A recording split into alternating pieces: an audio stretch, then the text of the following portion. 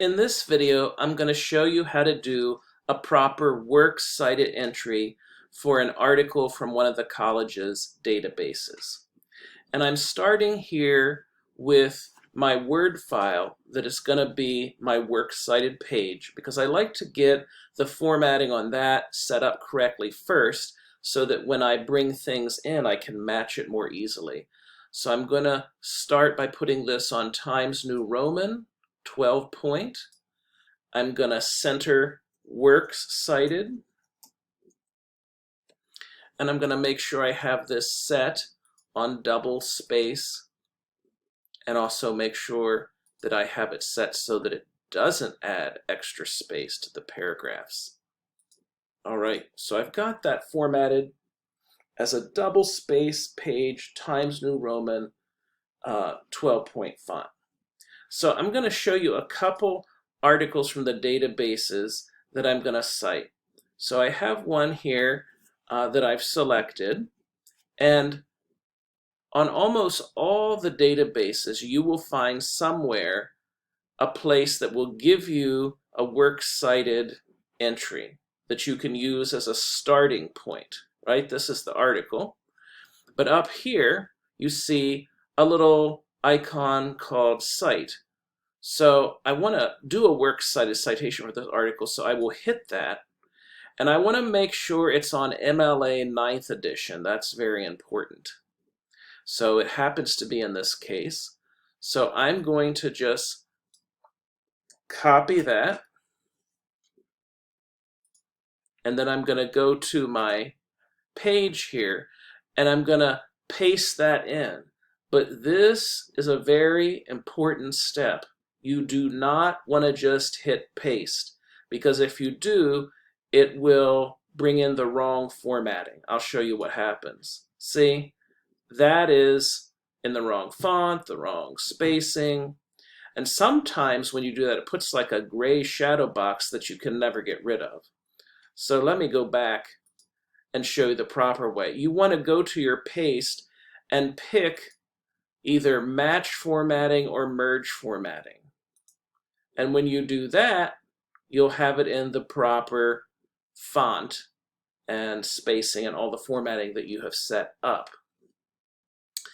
Now the first thing I'm going to do here is put it in hanging indent, which of course we want to do for all of our entries. So I will highlight this, and then in my computer, I'm on a Mac, I will go to line spacing options, and I will pick hanging in the middle.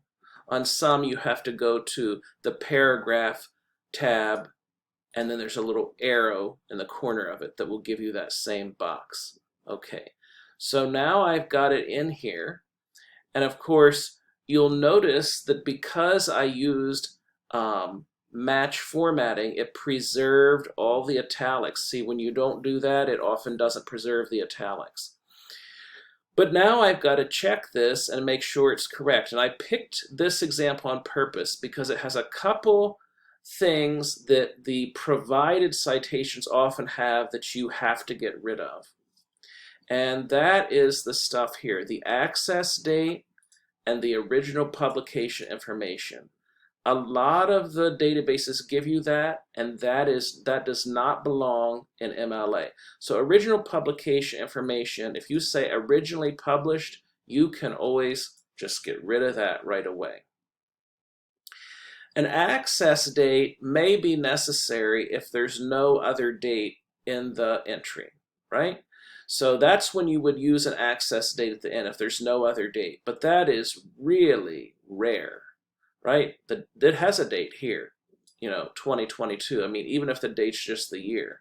So if you see an access date, get rid of it unless there's no other date in the entry, which is incredibly rare, especially for a database.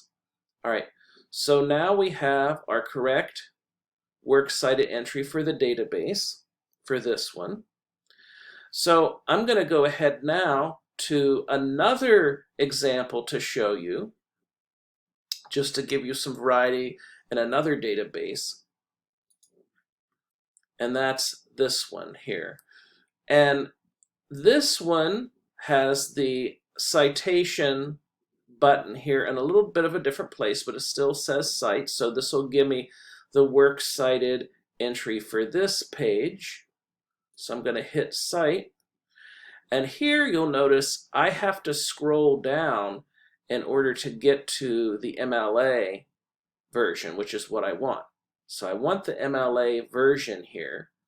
So once I have MLA 9th edition, I'm going to copy that, and then I can put it in my list. And of course, this one began with the word this, so I'm alphabetizing, so I'm going to put it second because K comes before T. So I'm going to do my match formatting. And of course, now that I have hanging indent in there, that is already set up. All right, let me take a look at this entry and see if there's anything I need to fix. There's no access date or original publication information, but this does have a couple of things that need to be changed. So one thing I'm noticing is this title is in all caps. So some of the databases put whatever the first element is in all caps, if that's a title or an author. This happens to be an article with no author, which is why it begins with a title, and that's very normal. But I want to make sure that really belongs in all caps. So if I go back to the page, I will look here and I'll see that this kind of put part of it in all caps, this did, it's kind of inconsistent. And so if it is that way, I just go ahead and put it in normal capitalization, because that does not seem to be something I'm seeing all the way across the board. And then another thing here that I want to fix is this element. So it says page, no page kind of here. And sometimes, or frequently really, articles aren't page numbered that are in databases. And if they aren't, it won't give you a page number. Sometimes it'll just put page, no page. And if there's no page number, you just get rid of that, right? That's what you should be doing. So if you don't have any page numbers to put down, get rid of the page numbering section. Okay, so now I have a good start on a works cited page. It is properly spaced. I've fixed the kinds of things I need to fix in my entries so that they're correct. I've gotten rid of access dates, gotten rid of original publication information, corrected the all caps format, gotten rid of a page numbering indication where there was no page. If there had been page numbers, I would have kept it, but there aren't, so that needed to go. So this is the kind of thing you need to do when you're doing your works cited page from a database entry. You can't just sort of cut and paste without checking and making sure things are correct. And of course, you've also got to put it in the correct font and hanging indent and all of that. But if you do that, you can use the citation tools in databases to give you a good solid beginning on your works cited entries for an article from a database.